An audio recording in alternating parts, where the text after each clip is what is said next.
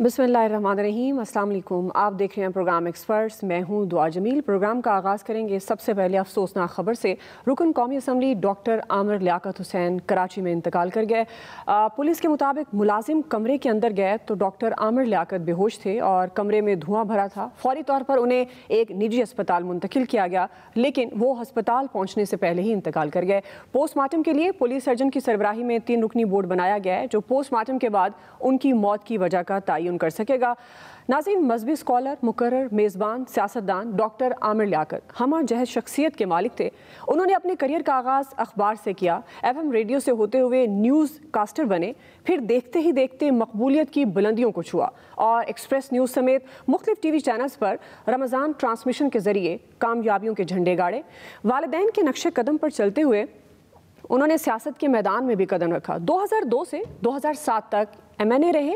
वज़ीर मुमलिकत बराए मजहबी अमूर के मनसब पर भी उन्होंने काम किया।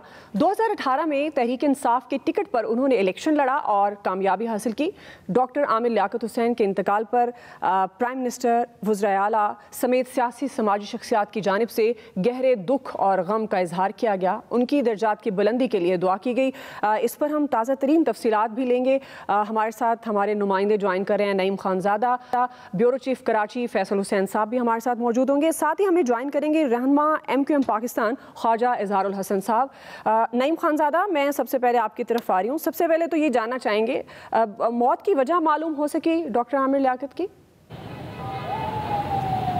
देखिए, इब्तदाई तौर के ऊपर अभी भी जो है वो किसी किस्म का जो है वो कोई मेडिकली पॉइंट ऑफ व्यू से जो है उसके बारे में तस्दीक नहीं हो सकी कि उनकी मौत की वजूहात क्या हैं।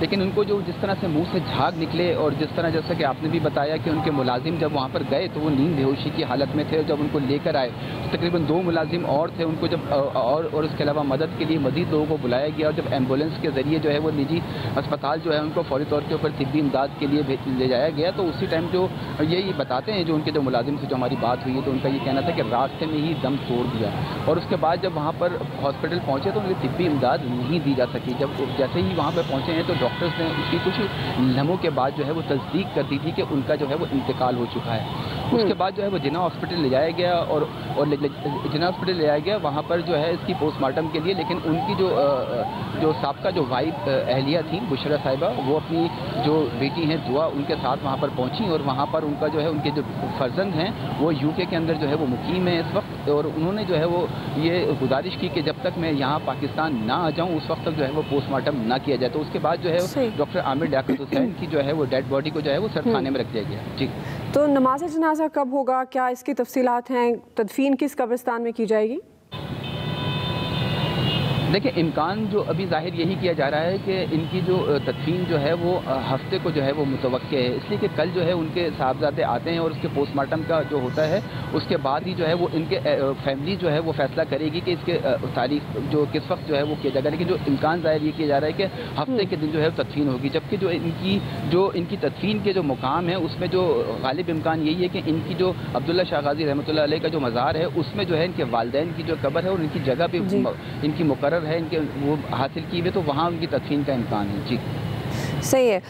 ख्वाजा इजहारुल हसन साहब, मैं सबसे पहले तो आपको खुश आमदीद कहूँगी। अफसोसनाक मौके पर आपसे बात हो रही है। डॉक्टर आमिर लियाकत के साथ आपकी बड़ी तवील वाबस्तगी रही। जब वो MQM में थे आप इकट्ठे रहे, हमा जहद शख्सियत के मालिक थे। आज वो हम में नहीं रहे हैं, क्या कहेंगे आप उनकी शख्सियत के बारे में?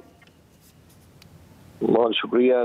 पहली दफ़ा तो ये खबर सुन के यकीन ही नहीं आया, क्योंकि सोशल मीडिया आजकल अनलिमिटेड बाउंड्रीज के ऊपर है, तो हमने ये सोचा कि शायद कोई किसी ने मजाक किया है। लेकिन जब ये अफसोसनाक खबर आई तो यकीन करें इस खबर को यकीन करने में ही बड़ा टाइम लगा, क्योंकि एक बहुत ही कम उम्र 49 साल की उम्र में इस तरह अचानक एक ऐसे मुतहर्रिक सियासी कारकुन का, जो कि न सिर्फ मीडिया पे बल्कि सोशल मीडिया पे और अपने फॉलोअर्स में मुख्तलिफ ट्रांसमिशन में वो कहीं ना कहीं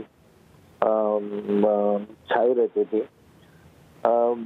आमिर लियाकत साहब के साथ बड़ी तवील वाबस्तगी मेरी स्टूडेंट पॉलिटिक्स से, और उस जमाने से ये बड़े इसी तरह बेबाक और जज्बाती हुआ करते थे और अल्फाजों का चुनाव और इंतखाब इनकी तकारीर बहस व मुबाहिसे में बहुत ही रवानी के साथ और बड़े रब्त के साथ होता था। फिर जाहिर है इन्होंने सियासी तौर पर एमक्यूएम से दूरी इख्तियार की, लेकिन इसके बावजूद भी इनसे मेल मिलाप रही। आखिरी मुलाकात पार्लियामेंट लॉजेस में मार्च में हुई, जब ये वहाँ अचानक आ गए थे और पीटीआई से ये मुनारिफ हो चुके थे और उन्होंने आकर फिर एमक्यूएम के साथ लायामल पूछा, डिस्कस किया और हम तमाम साथी इधर ही मौजूद थे। और इसके अलावा 1 साल कबल हैदराबाद भी आए, क्योंकि जाहिर है बहशत कारकुन एमक्यूएम से तवील वाबस्तगी रही, तरबियत रही। इनके वालिद साहब की बड़ी गिरा कर खिदमात हैं शेख लियाकत साहब के एमक्यूएम के लिए। तो उस हवाले से यकीनन इनकी जो सियासी कोशिशें काविशें हैं वो हमेशा उनको याद रखा जाएगा। बिल्कुल। और मेरा ख्याल है कि एक अच्छी मौसर आवाज़, एक अच्छे मुकर्रर और एक अच्छे मीडिया पर्सन से हम महरूम हो गए। अल्लाह ताला उनके दर्जात बुलंद करे। बहुत शुक्रिया ख्वाजा ज़ाहिर हसन साहब। फैसल साहब, मैं आपकी तरफ आ रही हूँ। ज़ाहिर है आखिरी अयाम में बड़े शदीद डिप्रेशन का शिकार रहे। अगर उनकी निजी ज़िंदगी की बात की जाए, ज़ाहिर है इस पर हम डिटेल में नहीं जाएंगे। आप उनकी ज़िंदगी के उतार चढ़ाव को, ज़ाहिर है आप कराची में मौजूद हैं, आपकी कई मुलाकातें भी हुई होंगी, किस तरह से देखते हैं?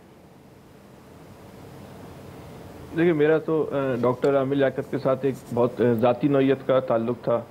93 में उन्होंने जो साफ़त शुरू की रोज़नामा परचम से, तो हमने उनके साथ जो है कई सालों तक जो है तकरीबन 7-8 साल तक जो है वो साथ काम किया।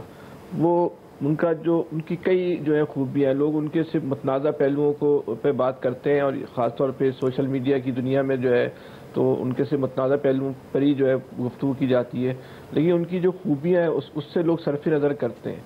उनकी सबसे बड़ी जो खूबी थी कि उनका जो हाफ़ज़ा था वो बला का हाफ़ज़ा था। उनका वसी मुताल्ला शख्सियत थे, मुकर्रर ऐसे थे कि वो पानी में जो है वो आग लगा दें। वो शोहरत की बुलंदी पर जो है वो इलेक्ट्रॉनिक मीडिया या मीडिया में आने से पहले जो है पहुंच चुके थे। वो कॉलेज के ज़माने में, अपनी तालिब इल्मी के ज़माने में उनका शुमार कराची के बड़े मशहूर जो है वो मुकर्रर में होता था। वो जब मोबाइल से ज़माने मोबाइल से होते थे तो वो मोबाइल से में हमेशा जो है वो अव्वल ही जो है वो आया करते थे। लेकिन जो पिछले दिनों जो वाक़यात हुए उससे वो बहुत ज़्यादा जो है वो शदीद ज़हनी दबाव का शिकार थे और शायद दबाव की वजह से जो है वो ये आज का वाक़या रूनुमा हुआ। अगर हम ये बोलें कि इस वाक़े का ज़िम्मेदार कौन है तो मैं एक लफ्ज़ में बोलूँगा सोशल मीडिया। ये सोशल मीडिया इतना बेरहम और शफ़ाक हो गया है कि दूसरे इंसान की जो मुश्किल होती है, जो परेशानी होती है, जो कर्ब होता है, उसको भी यहाँ पे जो है वो इंजॉय किया जाता है। उनको इस बात से कोई फ़िक्र नहीं होती कि उनका जो चंद सेकंड की जो मीम है वो किसी की ज़िंदगी को किस हद तक जो है वो बर्बाद कर सकती है। तो इस सोशल मीडिया की वजह से भी वो बहुत ज़्यादा जो है वो डिप्रेशन में आ गए थे। आमिर लियाकत ने तरक्की का जो सफ़र है और शोहरत का, मकबूलियत का जो सफ़र है वो एक इंतहाई बर्क रफ्तार लिफ्ट से जो है वो हम ये कहें उन्होंने तय किया तो ये गलत नहीं होगा। वो दुनिया के उन चंद खुशनसीब लोगों में शामिल थे जो अपने ख्वाबों से भी आगे उन्होंने तरक्की की। एक इंसान अपनी तरक्की के लिए ख्वाब देखता है, उन्होंने भी देखे होंगे, लेकिन उनका जो तरक्की का जो सिलसिला था वो शायद उनके ख्वाबों से भी आगे चला गया। वो जो रमज़ान ट्रांसमिशन हम देखते हैं उसकी मौजूदा शक्ल का जो अगर हम कहें खालिक कौन है, बानी कौन है, तो वो क्रेडिट सिर्फ और सिर्फ जो है वो डॉक्टर आमिर लियाकत का है कि उन्होंने इसमें जो है एक नई जहद पैदा की, नई जिद्दत पैदा की। बात लोग उनके इस पहलू पे भी जो है बहुत एतराज़ उठाते हैं, लेकिन बहरहाल हर आदमी को अपनी राय रखने का जो है वो हक व इख्तियार हासिल है। लेकिन आज जो भी इलेक्ट्रॉनिक मीडिया पे रमज़ान ट्रांसमिशन आती है उसमें जो है वो उसका जो बुनियादी खालिक अगर कहा जाए कि आमिर लियाकत है तो वो गलत नहीं होगा। सियासी मैदान में भी नो डाउट फैसल साहब वो एक हमा जहर शख्सियत के मालिक थे। फैसल साहब, अब जो मौत की वजह जानने के लिए ज़ाहिर पोस्टमार्टम के बाद ही पता चल सकेगा, तो अभी उनकी फैमिली का क्या स्टेटमेंट है? ये भी कहा जा रहा है कि वो पोस्टमार्टम के हक़ में नहीं है या बेटे के आने का इंतज़ार होगा, उसके बाद पोस्टमार्टम होगा? देखिए, उनकी जो पहली एहलिया थी, असल में उनकी 3 शादियां हुई हैं। उनकी पहली एहलिया से 2 बच्चे थे, एक बेटे का नाम अहमद और बेटी जो है दुआ। बेटा उनके बाहर है, दुआ उनकी जो है उन्होंने आई थी वहाँ पर। तो अभी फैमिली ने तो ये फैसला किया है, वहाँ पे डॉक्टरों को ये राय दी कि हम पोस्टमार्टम जो है वो नहीं करवाना चाहते। तो डॉक्टरों ने भी उनकी राय का वहाँ पे जो है वो एहतराम किया और पोस्टमार्टम नहीं किया। हो सकता है कि उनके बेटे के आने के बाद जो है वो फैमिली जो है अपनी सोच तब्दील करे और उनका जो है वो पोस्टमार्टम जो है वो करा लिया जाए, लेकिन वो बुनियादी तौर पे आखिर वक्त में जो है वो तनाई का शिकार हो गए थे। बच्चों से भी उनका राब्ता जो है वो ख़त्म हो चुका था और ख़ासतौर पे तीसरी शादी वाला मामला हुआ, उसका तस्करा करना भी मुनासिब नहीं है। उसके बाद जो सूरत हाल हुई थी तो तनाई का शिकार हुए और उस पर सोशल मीडिया पे उनके साथ जो एक आम लोगों ने रवैया इख्तियार किया, तो हमें इस पहलुओं पे भी सोचना चाहिए। सोशल मीडिया जो है वो कितने लोगों की जिंदगियों को जो है सही बात है वो खा जाएगा, कितनी लोगों की जिंदगियों को, खानदानों को सोशल मीडिया जो है ये बर्बाद कर देगा। बिल्कुल जी, अल्लाह ताला उनके दर्जात बुलंद करे। नईम खानज़ादा, आप हमें अपडेट कर रहे थे, बहुत शुक्रिया। फैसल साहब, आपका भी बहुत शुक्रिया। ब्रेक ले लेते हैं जी, ब्रेक से हम वापस आएंगे। हम डिस्कशन करेंगे नए माली साल के बजट से मुतल्लिक कि नए माली साल का बजट आवाम के लिए आसानियाँ लाएगा या मुश्किलात। ब्रेक के बाद हमारे साथ हमारा पैनल भी मौजूद होगा, उनसे उनकी राय लेंगे।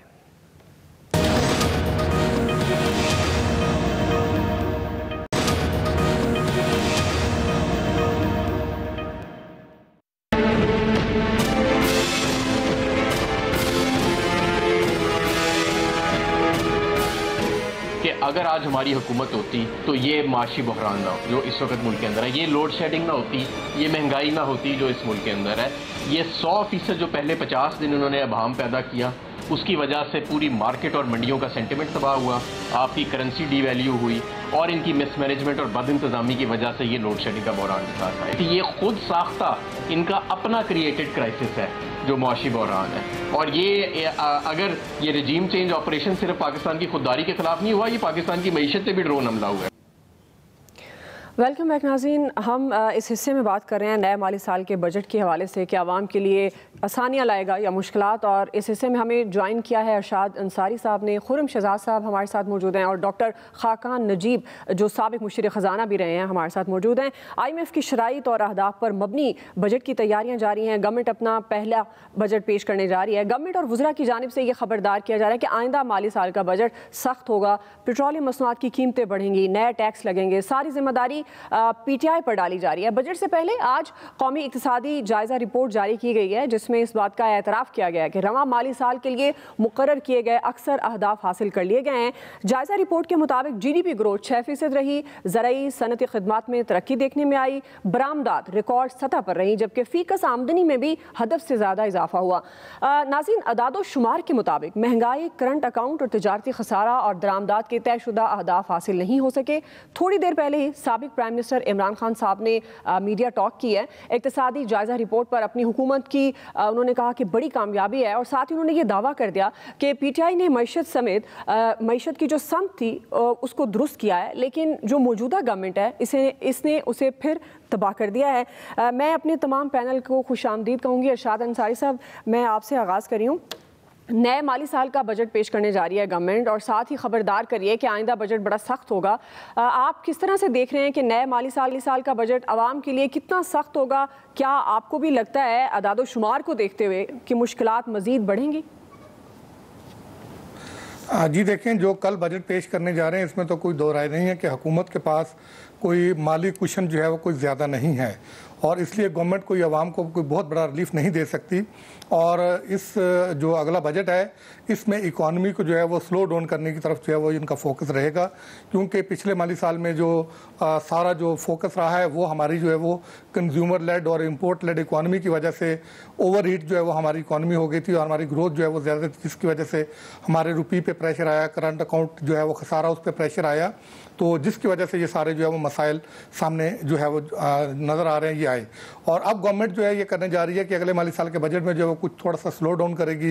यही वजह है कि जो है वो GDP का टारगेट भी जो है वो कम रखने जा रही है, लेकिन इसके साथ साथ जो है वो दावा ये कर रही है कि एक्सपोर्ट ओरिएंटेड और जो मैन्युफैक्चरिंग सेक्टर है उसको जो है फ़रोग दिया जाएगा। अभी तक की जो प्रपोजल्स हैं उनमें तो यही नज़र आ रहा है कि जो खासकर IT सेक्टर है उसको जो है वो काफ़ी फोकस करने जा रही है। उसमें कोई 5 से 10 साल की जो वो टैक्स हॉलीडे देना जा रही है, उसमें जो है $2 अरब जो है वो उसकी फौरी तौर पे जो है वो अगले 1.5 से 2 साल में जो है वो इन्वेस्टमेंट एक्सपेक्ट करने जा रही है। और इसी तरह जो हमारी IT सेक्टर की एक्सपोर्ट है वो अभी $2 अरब और कोई $10 करोड़ के लगभग है, उसको जो है ये बढ़ा के $3 से $4 अरब करने जा रही है।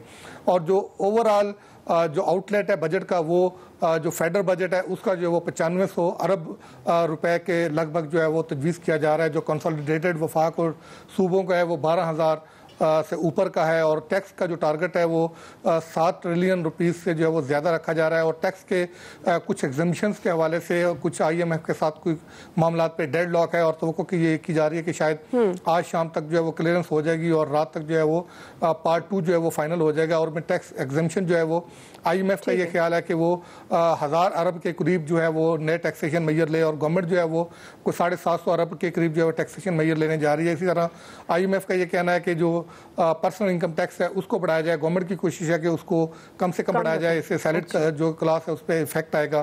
तो ये कुछ चीज़ें हैं जिस पे जो करनी है। और 1626 अरब रुपया जो है वो नॉन टैक्स रेवेन्यू की मद में रख रहे हैं, 550 अरब रुपया पेट्रोलियम लेवी की मद में रख रहे हैं। और सबसे बढ़ के ये कि ये बजट जो है ये IMF का बजट होगा और IMF के ही तनाज़र में ये बनेगा।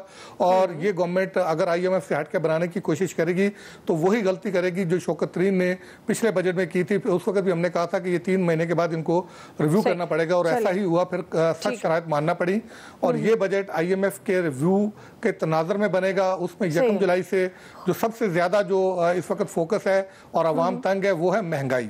और महंगाई में जो अगला टारगेट इन्होंने रखा है वो खुद 11.5% की औसत महंगाई इन्होंने रखी है। लेकिन 1 जुलाई से जो गैस और बिजली जो है वो महंगा होना है उससे ये रहा है कि अगले 6 से 7 महीने में महंगाई का ग्राफ जो है वो 13 से 14% तक जाएगा। उसके बाद थोड़ा सा जो है इसमें कमी आएगी और महंगाई जो है अगर इस गवर्नमेंट को 5 से 6 महीने 7 महीने मिलते हैं तो फिर कुछ चीज़ें जो बेहतर होना शुरू होंगी। और अगर तो अगले बजट को ये अपनी जो GDP की जो मोड है उसको ये चेंज करते हैं, उसको एक्सपोर्ट लेड बनाते हैं और मैन्युफैक्चरिंग लेड बनाते हैं, कंजम्पशन बेस से जो है वो हटाते हैं, तो फिर तो ये बजट जो है वो कुछ बेहतर होगा और वो अगले बजट के लिए जो है वो आसानी का जो है वो सामान फराहम करेगा, वरना आवाम की मुश्किलात में मजीद जो है वो इजाफा होगा। सही।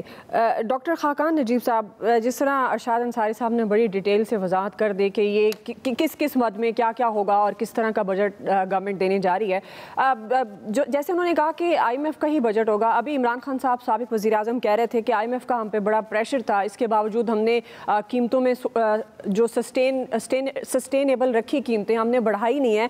आपके ख्याल में वो उनका दावा ठीक है कि मईशत दुरुस्त समत में जा रही थी, IMF के साथ उन्होंने उनकी शराइत नहीं मानी है, लोगों को रिलीफ देने की वो कोशिश कर रहे थे, या ये जो गवर्नमेंट करने जा रही है कि IMF का बजट पेश करेगी और जैसे अरशाद अंसारी साहब कह रहे हैं कि कुछ ही महीनों में कोशिश होगी कि महंगाई की जो ग्राफ है वो नीचे आ सके, आप क्या कहेंगे इस पर?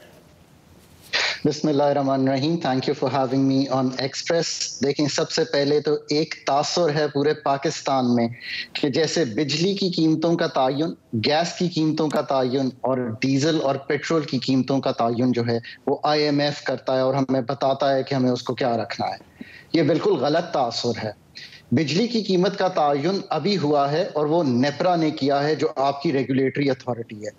उसने वो ये तयन किया कि इसको 16 रुपए 82 पैसे से बढ़ाकर 24 रुपए 82 पैसे कर दे। इसका IMF से कोई ताल्लुक नहीं है। ओगरा ने आपकी गैस की कीमत को 45% बढ़ाया। तीसरी चीज है डीजल और पेट्रोल, उसकी कीमत का तयन इंटरनेशनल प्राइसिंग के बाद ओगरा इशू करता है हर 15 दिन बाद। सो एक तो ये बिल्कुल पाकिस्तान में हमें क्लैरिटी होनी चाहिए कि कीमतों का जो तयन है वो हमारी रेगुलेटरी अथॉरिटीज करती हैं। सरकार के पास एक स्पेस होती है कि उसको पास ऑन करें पूरा या सब्सिडीज दें। वहां पे जाके IMF के साथ एक निगोशिएशन शुरू होती है कि आपके पास कितनी गुंजाइश है उन सब्सिडीज को देने के लिए, और यहाँ पे सारी बजट की डिस्कशन शुरू होती है। लेट्स से कि आपके पास टारगेटेड सब्सिडी की बहुत बड़ी गुंजाइश है तो आप बहुत बड़ी स्पेस क्रिएट कर सकते हैं। But as we go into this budget, हमारे पास पॉलिसी स्पेस बहुत लिमिटेड है, क्योंकि हमारे पास ऑप्शन सिर्फ एक है और वो है कि हम इकोनॉमी की एक सॉफ्ट लैंडिंग को इंश्योर करें। सॉफ्ट लैंडिंग से मेरा मतलब यह है कि हम ऐसे करेक्टिव स्टेप्स लें, ऐसी चीजें करें जो कि IMF को भी कबूल हो, और उसमें इसलिए जरूरी है IMF का कबूल होना कि आपके पास सिर्फ $9.7 बिलियन के रिजर्व्स हैं। कोई भी फ्रेंडली कंट्री जो है उसने आपको पैसे नहीं दिए और कहा है कि आप IMF से स्टैंप ऑफ अप्रूवल लेकर आएं, और वो स्टैंप ऑफ अप्रूवल लेने के लिए आप सारे इकदाम खुद ले लें, थोड़ी देर के लिए IMF को छोड़ दें। अगर आज मुझे ये कहा जाए कि क्या इकदाम मैं लूंगा, तो मैं पेट्रोल और डीजल की जो कीमत है उसका तायुन वही करूंगा जो ओगरा कर रही है, इसी तरह अपनी सब्सिडी की स्पेस देके बाकी कीमतों का तायुन करूंगा। पर मैं ये जरूर करूंगा कि मैं एक टारगेटेड सब्सिडी रेजीम रखूंगा कि जो वल्नरेबल सेगमेंट्स हैं, जो अर्बन मिडिल क्लास है, और जो तीसरा एक सेगमेंट है ऐसा जो कि 30, 35, 40 हजार रुपए तक कमाता है, इसको मैं टारगेटेड सब्सिडी रेजीम में रखूं और फंड भी इस पे अग्री हो जाएगा। हमें ये देखना है कि क्या हम इस बजट में ये चीज डिलीवर कर सकते हैं। इस वक्त ये स्टोरी के 5% ग्रोथ हो या इसको हम 6 कर दें, इममटीरियल है पाकिस्तान के लिए। पाकिस्तान के लिए ये जरूरी है कि कैलिब्रेशन, यानी कि कैसे कैलिब्रेट करते हैं फिस्कल पॉलिसी को, कि जो हमारा करंट अकाउंट भी है, यानी कि जो हमारा बैरूनी खसारा है, वो भी अगले साल जब हम शुरू करते हैं तो मेरे ख्याल में तो वो $500 मिलियन पे लाने की उम्मीद होनी चाहिए माहाना, और $6 बिलियन सालाना, ताकि हमारी जो स्टेबिलिटी है एक्सटर्नल वो इंश्योर हो और कोई ऐसा खदशा ना रह जाए कि पाकिस्तान किसी सूरत भी कोई बैरूनी अदायगी में डिले करे या उसको रीशेड्यूल करे। I think that is where we stand. ठीक हो गया, ब्रेक ले लेते हैं जी। हम ब्रेक में आएंगे। खुर्रम साहब से हम ये जानने की कोशिश करेंगे कि अगर GDP ग्रोथ 6% है तो फिर गवर्नमेंट ये क्यों कह रही है कि मईशत का दिवालिया होने जा रहा है। स्टे विद अस, ब्रेक लेते हैं।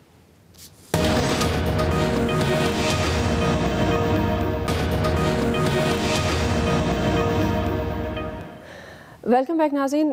खुर्रम शहजाद साहब, जिस तरह इक़्तिसादी जायज़ा रिपोर्ट को अगर सामने रखा जाए तो GDP ग्रोथ 6% है, उसके बावजूद मौजूदा हुकूमत कह रही है कि मईशत का दिवालिया होने जा रहा है। आप क्या कहेंगे, अगर GDP ग्रोथ 6% है तो फिर तो ये सूरत हाल नहीं होनी चाहिए जो बताई जा रही है। अच्छा, बड़ा इंटरेस्टिंग क्वेश्चन है ये आरिफा। देखें, हमारे यहाँ कुछ मॉडल इस तरह से है कि जब भी आपको GDP ग्रोथ जो है वो लानी होती है या इम्प्रूव करनी होती है, बेहतर करनी होती है, तो हम करते ये हैं कि हम कॉस्ट ऑफ कैपिटल नीचे करते हैं और कंजम्पशन फिर इजाफा होता है उसमें। कॉस्ट ऑफ कैपिटल से मुराद में ये है कि शरह सूद को आप नीचे कर देते हैं, QP को जो है कंट्रोल करते हैं समहाउ, तो आपको GDP ग्रोथ अचीव हो जाती है, मिल जाती है। उसके साथ एक और जो है बड़ा इंटरेस्टिंग साइड ये है कि जब भी GDP ग्रोथ बढ़ती है, इंपोर्ट्स में इजाफा होता है, तभी आपके यहाँ जो है वो GDP ग्रोथ में इजाफा होता है। इंपोर्ट्स बढ़ती हैं तो टैक्स है हमारा जो रिसोर्स है, मेन रिसोर्स जो कि किसी भी इकोनॉमी का एक बैकबोन होता है, वो टैक्स है। वो टैक्स जो है 60% रफली इंपोर्ट से आता है, यानी कि इंपोर्ट स्टेज से, यानी कि हम कोई भी चीज बाहर से मंगाते हैं उस पर टैक्स होता है। वो टैक्स हमारा 60% जो है टोटल टैक्स में वो ऐड हो जाता है। अब वो 60% टैक्स हमारा बढ़ जाता है। अभी भी आपने देखा है कि जो हमारा 6 ट्रिलियन का टारगेट पूरा हुआ है, जो होने जा रहा है इनफैक्ट जून तक, वो बेसिकली मेनली जो है 55 से 60% जो है वो इम्पोर्ट से आ रहा है, क्योंकि इम्पोर्ट बढ़ी, आपका करंट अकाउंट डेफिसिट बढ़ा, आप एक्सटर्नल पेमेंट्स पे जो है ना वल्नरेबल हो गए, यानी कि आपके यहाँ कर्जों की अदायगियाँ मुश्किल हो गई, डॉलर आपके पास कम पड़ गया, वहां से रुपी जो है आपका उसकी अपनी कदर जो है वो खो बैठा, लेकिन टैक्स बढ़ गया आपका। अब प्रॉब्लम ये कि उस टैक्स को हम रिफॉर्म्स में या डेवलपमेंट में या बेहतरी के लिए या जो प्रायोरिटी एरियाज हैं उनके लिए नहीं इस्तेमाल कर रहे उस तरह से, तो होता क्या है कि हमारे यहाँ महंगाई में इजाफा हो जाता है, इम्पोर्ट बढ़ गई और डॉलर जो है कम पड़ गया। यहाँ से टैक्स तो बढ़ गया, लेकिन टैक्स कहीं और इस्तेमाल कर देते हैं, फिर उसको सब्सिडी भी देते हैं और उस पर फिर हम कर्जे लेना शुरू कर देते हैं, उस टैक्स को इस्तेमाल नहीं करते उस तरह से। तो ये जो मिसमैनेजमेंट है ना, आपके यहाँ ग्रोथ तो आ जाती है लेकिन साथ में कॉस्ट बहुत बड़ी आ जाती है आपके पास, जो आप कर्जों से पूरा करते हैं। जब कर्जे लेने जाते हैं तो कंट्री डिफॉल्ट की तरफ जाने लगता है। तो ये जो मसला है ना कि हम ग्रोथ तो आ रही है और इकोनॉमी बड़ी अच्छी है, तो ये ग्रोथ सिर्फ इंक्लूसिव नहीं है, इसको हम ये कहते हैं, ये सस्टेनेबल नहीं है। यही टैक्स अगर सही जगह इस्तेमाल हो, लोकल कैपेसिटी क्रिएट हो, इन्वेस्टमेंट हो, डेवलपमेंट हो और एक आम पाकिस्तानी जो है वो उसमें इन्वेस्ट किया जाए, कहते हैं ना ह्यूमन कैपिटल में इन्वेस्ट करना, एजुकेशन, हेल्थ, फूड, एनर्जी, ये सारे रिफॉर्म साथ साथ हों, तो आपको बार बार 6% ग्रोथ, 7% ग्रोथ के बाद ये इश्यूज ना हो जो अभी हो रहे हैं। क्या फायदा है 6% ग्रोथ का कि आपके पास जो है वो डॉलर ही पूरे ना हो जो अपने कर्जे वापस करने। तो खुर्रम साहब, आवाम को रिलीफ की कोई उम्मीद रखनी चाहिए नए माली साल के बजट से? नहीं जी, बिल्कुल नहीं रखनी चाहिए, बिल्कुल नहीं रखनी चाहिए। उसकी वजह ये है कि ये वही दोबारा हालात हो जाते हैं हर 5 साल 4 साल के बाद, और हम वहीं खड़े रहते हैं जब तक हम अपने लोगों में इन्वेस्ट नहीं करेंगे, प्रायोरिटीज अपनी डिफाइन नहीं करेंगे, जब तक हम रिफॉर्म्स नहीं करेंगे, फिस्कल रिफॉर्म्स, जो एनर्जी सबसे बड़ी चीज़ एनर्जी है, किसी भी इकोनॉमी को, पूरी दुनिया को चलाने के लिए एनर्जी जरूरी होती है, और एनर्जी को हम प्रायोरिटाइज इस तरह से नहीं कर पाए unfortunately over the last 30 years. तो एनर्जी, फिस्कल रिफॉर्म्स और दूसरे स्ट्रक्चरल रिफॉर्म्स है, मॉनेटरी, एक्सटर्नल, बहुत सारी चीज़ें हमें करनी है। अगर वो साथ साथ नहीं होंगे तो आप ये भूल जाएं कि जी हम 7-8% रेगुलर बेसिस में ग्रो कर सकते हैं, और हमारी जो यंग जनरेशन आ रही है मार्केट में, 15 से 20 लाख लोग हर साल ऐड होते हैं, उनको हम कुछ ढंग का जो है वो काम दे सकेंगे, एम्प्लॉयमेंट दे सकेंगे, उनको कंपेटिटिव बना सकेंगे। तो सबसे बड़ा एसेट आपका जो होता है ना, जो भी आपका जितने एसेट्स आपके पास है, सबसे बड़ा एसेट होता है कि लोग कितने कंपेटिटिव है आपके पास, लोगों को आप किस डायरेक्शन में लेके जा रहे हैं। अगर वो डायरेक्शन हमारी सीधी नहीं है, ये बहुत शॉर्ट टर्म चीज़ है कि जी आप डेट को कम कर लें और आप जो है वो एक्सटर्नल जो आपका एक्सटर्नल अकाउंट है उस पर आप अपने स्पोर्ट्स को कम कर लें और अदायगियों को कर सकें, साथ में फिस्कल डेफिसिट को थोड़ा सा कम कर लें। आप प्रायोरिटी ही डिफाइन नहीं कर रहे, जिसकी वजह से ठीक है। खुर्रम साहब, वक्त मेरे पास ख़त्म हो गया। बहुत शुक्रिया अरशाद अंसारी साहब, डॉक्टर खाकान नजीब साहब, आप तीनों का बहुत शुक्रिया। आज के एक्सपर्ट से इतना ही, ख्याल रखिए, अल्लाह हाफिज़।